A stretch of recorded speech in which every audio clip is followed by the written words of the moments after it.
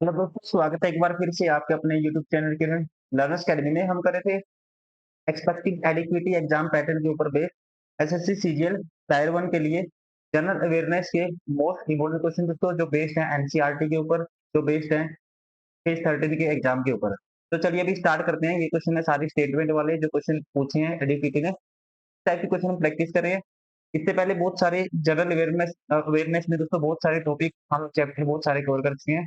अभी इस वीडियो में कवर करेंगे ज्योग्राफी का, ये है class 9 NCERT MCQ. Question number 1, निम्नलिखित कथनों पर विचार करें। फर्स्ट, भारत के समुद्र तट की कुल लंबाई 7516.6 किलोमीटर है। अपने आप में दोस्तों स्टेटमेंट ध्यान रखना है, ठीक है।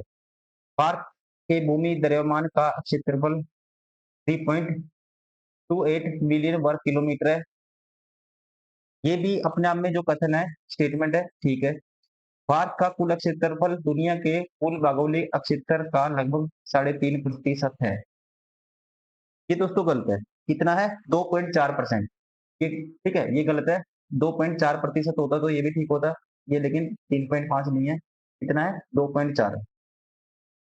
तो कह सकते हैं राइट आंसर होगा ऑप्शन ए। क्वेश्चन नंबर 2, निम्नलिखित कथनों पर विचार करें। हिमालय की पूरी पर्वत प्रणाली एक बहुत ही युवा कलाकृति का पुनरुत्थान करती है। ये स्टेटमेंट दोस्तों अपने आप में ठीक है। ये क्या है? एक युवा पर्वत श्रृंखला मानी जाती है, ठीक है, जिसमें अभी भी उत्थान हो रहा है।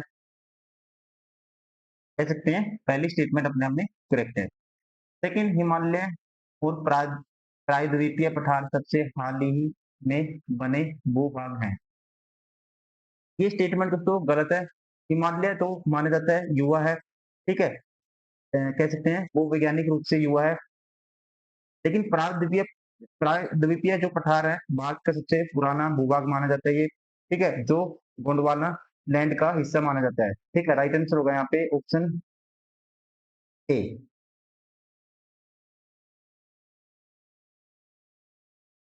क्वेश्चन नंबर 3, निम्नलिखित कथनों पर विचार करें। पंजाब के मैदान सिंधु और उसकी सहायक नदियों द्वारा निर्मित है।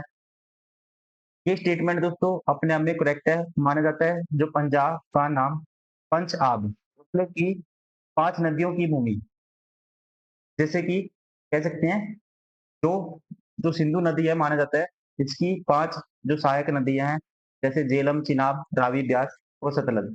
इन नदियों द्वारा लाई गई जलोढ़ मिट्टी से ही पंजाब के मैदानों का निर्माण हुआ है, ये माना जाता है। ये स्टेटमेंट करेक्ट है।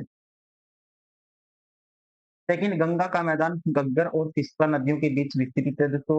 ये भी स्टेटमेंट ध्यान रखेंगे आप अपने आप में, ठीक है। गंगा का मैदान वास्तव में गग्गर नदी पश्चिम में और तिस्ता नदी पूर्व के बीच फैला हुआ है। ये भी अपने आप में ठीक है। राइट आंसर होगा ऑप्शन सी। एक और दो दोनों सी है। क्वेश्चन नंबर 4, निम्नलिखित कथनों पर विचार करें। कौन सा आपकी बार गलत है ये आपको बताना है। तो नदी प्रणालियों द्वारा बहाव वाले क्षेत्र को जल अपुवा क्षेत्र कहा जाता है। ये स्टेटमेंट क्या है? गलत है। जल, ध्यान रखेंगे, जल अपुवा क्षेत्र एक नदी और उसकी सहायक नदियों द्वारा अपुवा या अपवाहित क्षेत्र को संदर्भित करता है, ना कि केवल दो नदी प्रणाली द्वारा। ये गलत है, ध्यान रखेंगे आप। दुनिया का सबसे बड़ा अपुवा क्षेत्र गंगा नदी का है। ये भी दोस्तों गलत है। दुनिया का सबसे बड़ा अपुवा क्षेत्र अमेजन नदी का है। कौन सी नदी का? अमेजन। ये गलत है ये भी। कोई भी ऊंचा क्षेत्र जो दो जल निकासी घाटियों को अलग करता है, जल विभाजक के रूप में जाना जाता है। ये स्टेटमेंट आप ध्यान रखेंगे। जल विभाजक या वाटर डिवाइड एक उच्च भूमि क्षेत्र है जो दो जल निकासी घाटियों को अलग करता है। ठीक है, ध्यान रखना है, ये स्टेटमेंट करेक्ट है। तो बता रहा हूँ इनकरेक्ट गलत कौन सी है, तो गलत है एक और दो। राइट आंसर होगा ऑप्शन ए। क्वेश्चन नंबर 5, प्रदूषण। निम्नलिखित कथनों पर विचार करें और आपको बताना है नमामि गंगे कार्यक्रम के उद्देश्य क्या है। प्रदूषण का प्रभावी उन्मूलन, उन्मूलन, प्रदूषण का प्रभावी उन्मूलन। इसका मतलब दोस्तों क्या है? इसका मतलब कि जो नमामि गंगे है कार्यक्रम, उसका उद्देश्य है कि राष्ट्रीय नदी गंगा में प्रदूषण को प्रभावी ढंग से कम करना, ठीक है। उन्मूलन का मतलब कम करना, ये ठीक है हमने। गंगा नदी संरक्षण और कायाकल्प, दोस्तों ध्यान रखेंगे, यह जो कार्यक्रम है गंगा नदी के संरक्षण और उसके पुनरुद्धार पर केंद्रित था, ये भी ठीक है। राइट आंसर होगा यहाँ पे ऑप्शन सी। क्वेश्चन नंबर 6, निम्न कथनों पर विचार करें और कौन सा सही है बताना है। जलवायु किसी भी समय किसी एक क्षेत्र में वायुमंडल की स्थिति को संदर्भित करता है। ये स्टेटमेंट दोस्तों गलत है, ध्यान रखेंगे आप। जलवायु किसी स्थान की लंबी अवधि मतलब कई वर्षों के औसत मौसम पैटर्न को बताता है, ना कि किसी समय स्थिति को। ये गलत है अपने आप में। सेकंड कहता है मौसम लंबे समय तक एक बड़े क्षेत्र में मौसम की स्थिति और विविधताओं के कुल योग को संदर्भित करता है। दोस्तों ये भी स्टेटमेंट अपने आप में गलत है। ये जलवायु की परिभाषा है, ना कि मौसम की। लंबे समय तक किसकी बात होगी, जलवायु की। तो ये मौसम दोस्तों टाइम टू टाइम चेंज होता है, ठीक है। तो ये गलत है। राइट आंसर होगा, एक भी सही नहीं है, न तो एक न है दो। Option D is correct. Question number 7, consider the following statement. क्या कहता है, jet streams are a narrow belt of high altitude westerly winds in the troposphere. Hindi में बता देता हूँ, कहते हैं जेट्स धाराएं समताप मंडल में अत्यधिक ऊंचाई वाली हवाओं की एक संकीर्ण पट्टी होती है। तो ध्यान रखना है दोस्तों, ये अपने आप में स्टेटमेंट क्या है, करेक्ट है। हाँ, subtropical westerly jet streams are located approximately over 27 degree to 30 degree north latitude. तथा उपोष्ण कटिबंधीय पश्चिमी जेट धाराएं लगभग 27 से 30 डिग्री उत्तरी अक्षांश पर स्थित है। ये स्टेटमेंट भी दोस्तों अपने आप में ध्यान रखना आपको सही है। तीसरा, in summer the subtropical westerly jet streams move south of Himalayas with the apparent moment of the sun. मतलब हिंदी में, गर्मियों में उपोष्ण कटिबंधीय उष्ण उष्मीय जलधाराएं सूर्य की स्पष्ट गति के साथ हिमालय के दक्षिण में चलती हैं। यहाँ पे मोमेंट गलती हुई है, यहाँ आना था नॉर्थ, ठीक है। ये गलत होगी स्टेटमेंट। राइट आंसर होगा यहाँ पे ऑप्शन ए। क्वेश्चन नंबर 8, निम्न कथनों पर विचार करें। पौधे की विविधता में भारत दुनिया में 10वें स्थान पर और एशिया में 7वें स्थान पर है। पहली स्टेटमेंट ध्यान रखेंगे, गलत है। भारत, ध्यान रखेंगे, भारत पादप विविधता के मामले में विश्व में 10वें नंबर पे, लेकिन एशिया में चौथे नंबर पे आएगा, ना कि 7वें पे। सेकंड, भारत में फूलों के पौधों की संख्या दुनिया के कुल फूलों के पौधों का 6% है। दोस्तों ये स्टेटमेंट अपने आप में करेक्ट है। भारत में विश्व की लगभग 6% क्या पाया जाता है, पौधों की संख्या, फूलों के पौधे का प्रतिशत कह सकते हैं।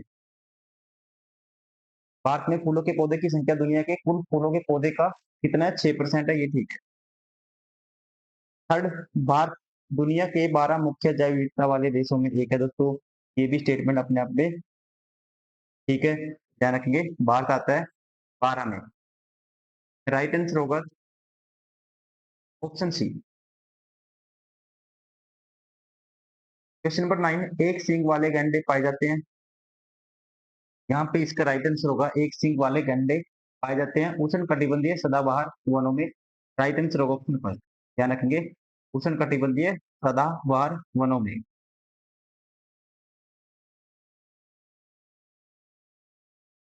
क्वेश्चन नंबर 10, निम्न कथनों पर विचार करें। भारत में पहली जनगणना वर्ष 1872 में हुई थी।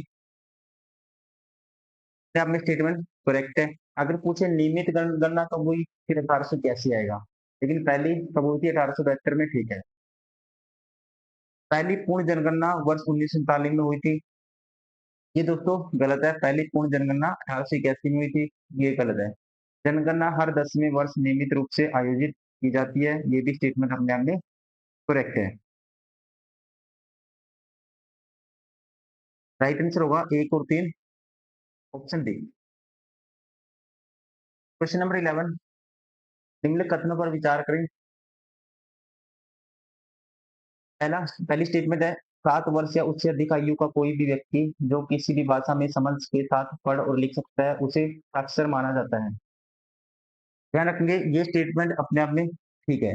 अकॉर्डिंग टू सेंसस 2011 की जनगणना के अनुसार 7 वर्ष या उससे अधिक आयु का कोई भी व्यक्ति जो किसी भाषा में समझ सकता है या पढ़ सकता है, लिख सकता है, उसे साक्षर माना जाता है। सेकंड, 2011 की जनगणना के अनुसार देश में साक्षरता दर 80.9% है। तो ये गलत है। ये क्या है? गलत है। साक्षरता दर कितनी थी? 73% थी। पुरुषों की 80.9% है जबकि और महिलाओं की 64.6%। ये स्टेटमेंट गलत है। राइट आंसर होगा ऑप्शन ए।